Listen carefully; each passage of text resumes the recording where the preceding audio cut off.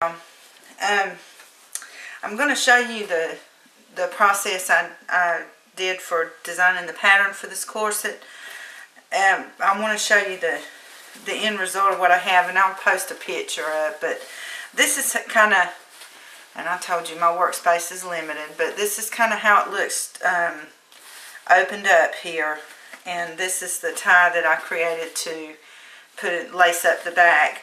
This does not have boning in it. This is not meant to be a waist training corset. It's meant to look like a corset and just be a fashion statement, or what, you know.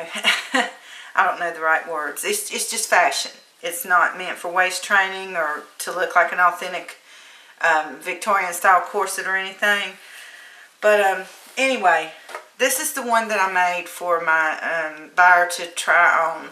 And she tried it on and it fit very well. It was just like perfect fit. So anyway, what I did to create the pattern, I used her measurements. And there are going to be adjustments to this pattern since I made that mock-up, prototype, or whatever you want to call it. But based on her measurements and adding a little bit of seam allowance in each area, what I ended up with was I created this piece, which is the middle piece, and it was to be cut on the fold, and I had it come to a point. And then I have the side piece, and the one that this one I made, since I'm not putting boning in it anyway, I don't need a lot of panels. I just needed a middle, front, sides, and back. So then I have the side piece, and you can see here that I'm gradually coming down on the side. I want it to come down just a little bit. Since it's prom and she said it can't be too revealing, she didn't want the back to be really, really low. So, and then this is the back piece, and this is the part that will need adjusting, because I actually I started off by using my little eyelet kit and adding eyelets to this one that I created. But I messed up completely. The first set of eyelets, perfect. They went on, and for some reason I just, instead of getting into the flow of it and getting better at it, when I did the second side, they were all screwed up. I thought, that's not going to work. So I trimmed it off of the fabric, and then I folded it over and created the loops. And I really do like the loops better. She actually liked them a lot, so that's going to work out great. But what I'm going to need to do is, let's see if you can see the difference here. You probably can't see this on camera because this is so dark. But this is actually the width of the panel that I ended up with from this. So I'm going to need to cut about 3 inches off of this panel. And so that there's enough off. And she wanted it to be a little open in the back so that it would show the lacing. And that looks really pretty that way. But I think what I'm going to do, instead of just completely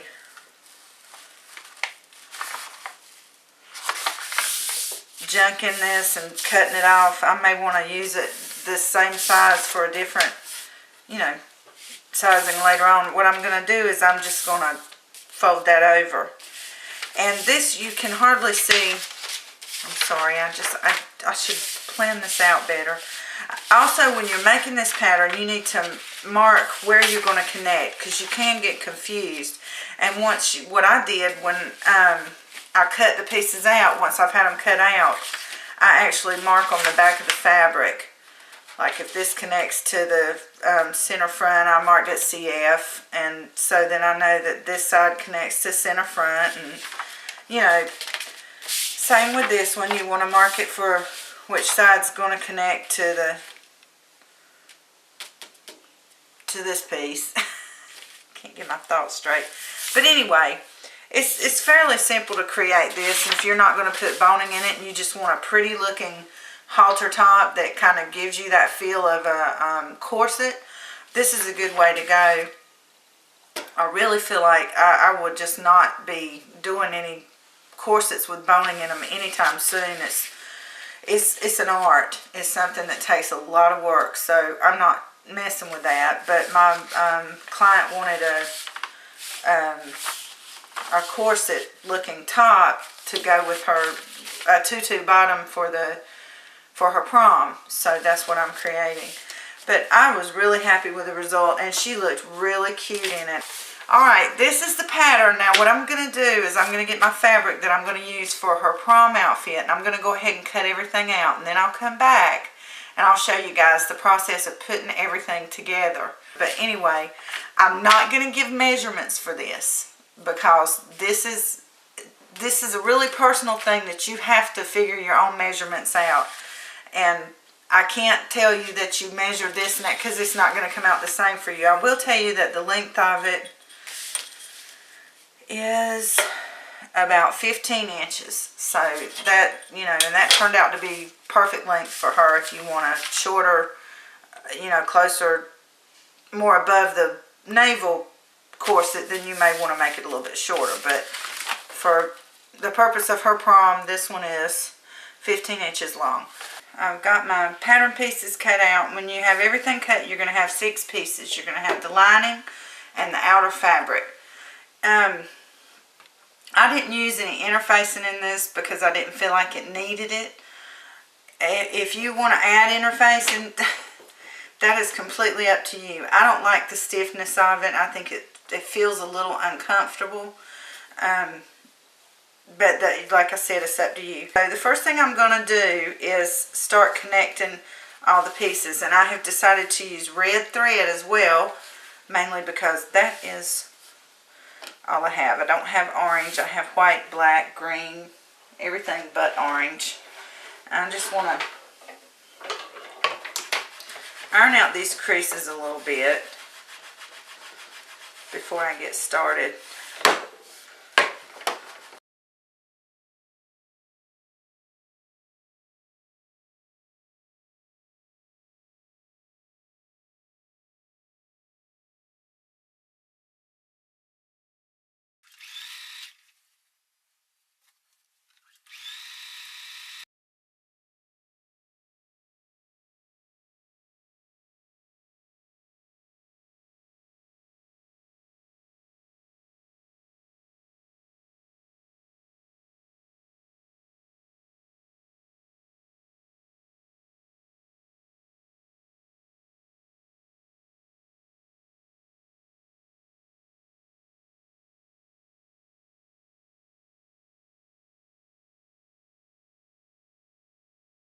Got both of my panels sewn together, the front and the back. Now the next thing I need to do, after clipping some strings, is I'm going to need to press down all of these seams. And that is absolutely necessary. If you don't do that, it's going to be bulky and messy and not look the way you expect it to. So you do that with the back and the front. And these chalk marks, you do want to get rid of those, because I've used them before when I was making a bag. I actually ended up keeping that bag for myself, but they do bleed through. They'll wash off, I mean, really easily, but if you're selling this or giving this to somebody, you don't want chalk marks showing through. So it's no big deal. They wash off, and when you wash them off, that will dry and it won't be a problem.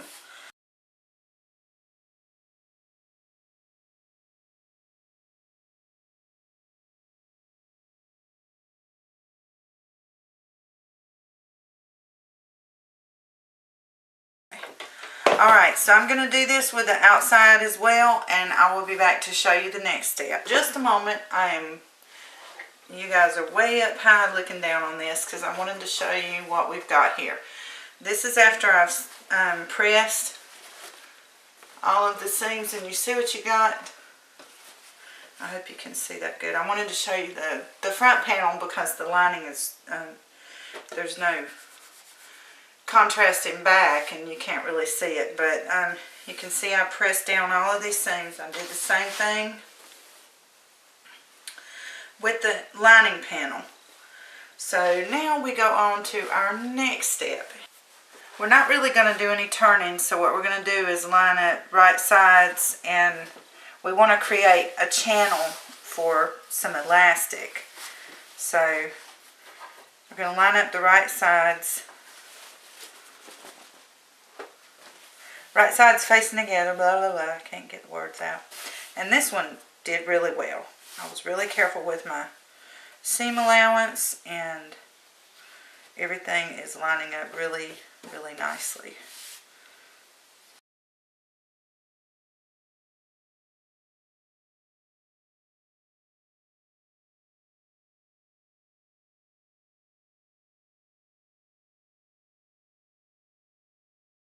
You can see everything lined up so nicely. I just have a little bit extra right here, and that may be from the cut. It's probably because the seams are all lining up. So what I'm going to do is just sew about 1/4 of an inch seam allowance all down this, and then I'm going to come back and show you what we're going to do to create the channel for the elastic. Now what I want to do is lay this open, and I want to press down this seam that I just made. You have to be very careful with this because it does kind of have an arch in the middle.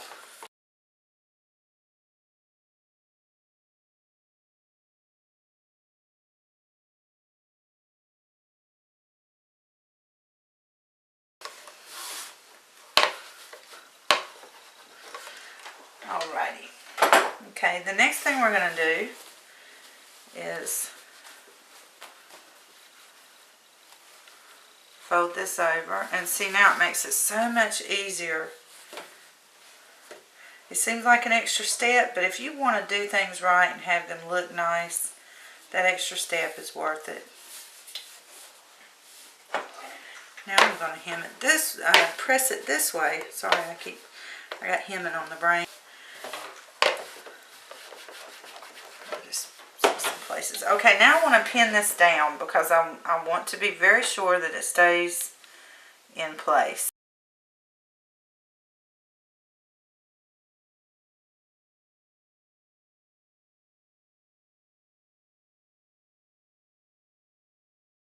We're going to need our little safety pin, our elastic, and I'm just going to stick the pin through the elastic and close it, and I'm going to start feeding it through.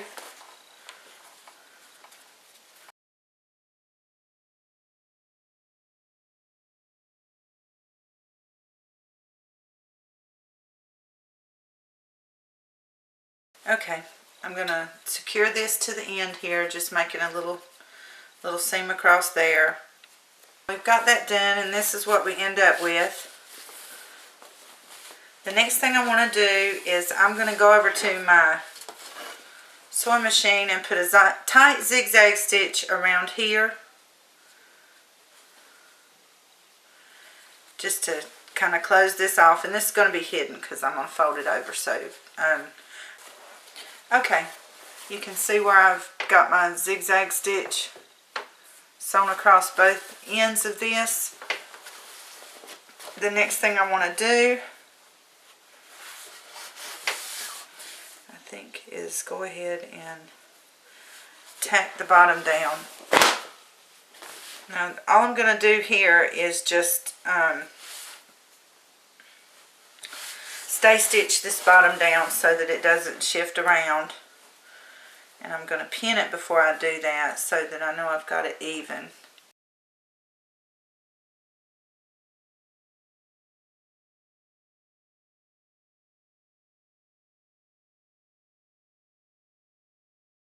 Alright, my next step is going to be to fold in the back just a little bit so that it neatens it up, and I'm going to place the loops on here. Okay, I've got this sewn down. I just want to press it one more time just to get it pretty.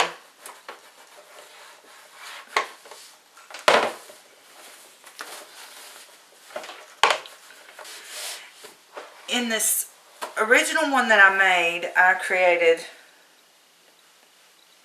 5 loops, and she really she and I both agreed that it only really needed 3. Because when it gets to down here, she wants it to kind of rest on her hips.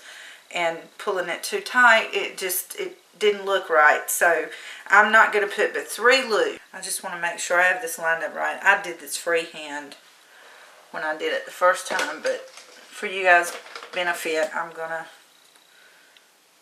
use a ruler. I'm just gonna mark. And what I do is make one large piece and then I cut it.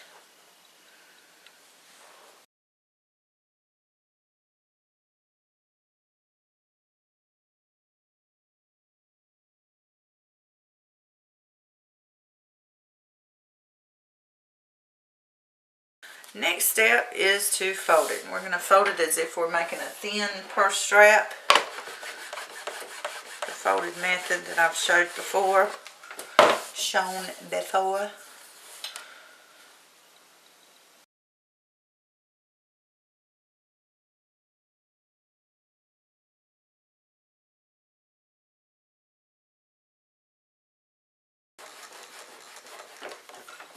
Alright. Then the next thing will be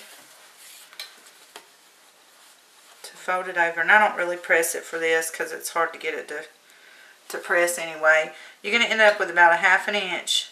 And I'm going to go over to the machine and sew all the way down this. And then I'll come back. Okay. Now that I've got my piece sewn up for making my loops, I want to figure out about how big I want to make the loops. And that includes you want to think about the fact that it's going to be connected back here. I don't want them to be too big on this one. I think I made them just slightly too big on the other one. So I want them to be about like that. Got my 6 loops cut out. And now you see what I have left. Now I just need to connect these, and what I'm going to do is take them over to my sewing machine and put a tight zigzag stitch on the end to just neaten them up, make them look pretty. And I'm closing them in with where I folded it over is going to be on the inside so that it doesn't show so prominently. Okay, we've got our loops attached. Now we need to finish up this corset, and it's just a couple more steps and we will be done. First thing I want to do to start finishing it up is I've got this red bias tape. I always forget what you call this stuff. I do the way I didn't think about that whenever I should have did it before I folded it over. But I'm going to leave that out like that. What I'm going to do is just go along and pin it and then sew it on.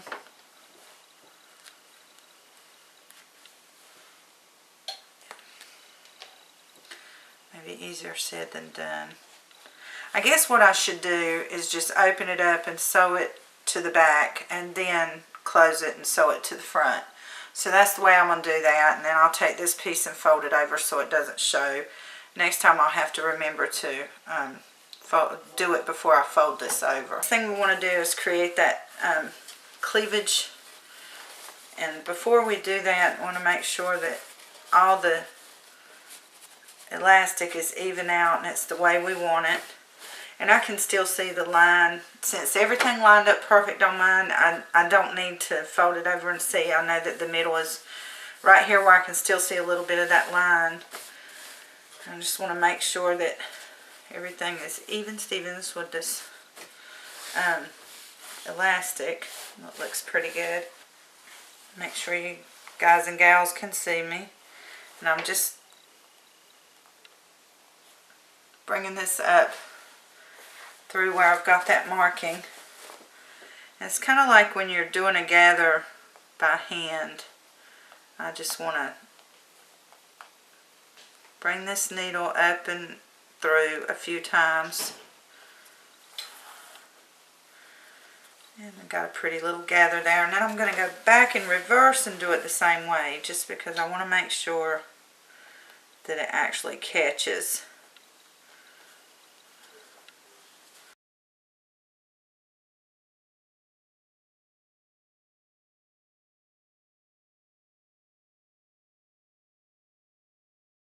Alright, so once I've got that on there nice and secure, then I'll just tie it off.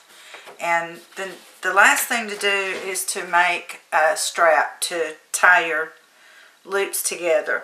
And I may just use what I've got left of the bias tape and see how that works out. You could use a shoestring. You can make it out of this same fabric. I'm just going to do that off camera and then decide what I'm going to do. And at the end of this video, I'll post a picture of the finished product on my mannequin so you can see it. So that's it, y'all. That's how to make a faux corset, whatever you want to call it. Hope you enjoyed. Hope it isn't too long. It's going to take me forever to edit. Peace, y'all. Bye-bye.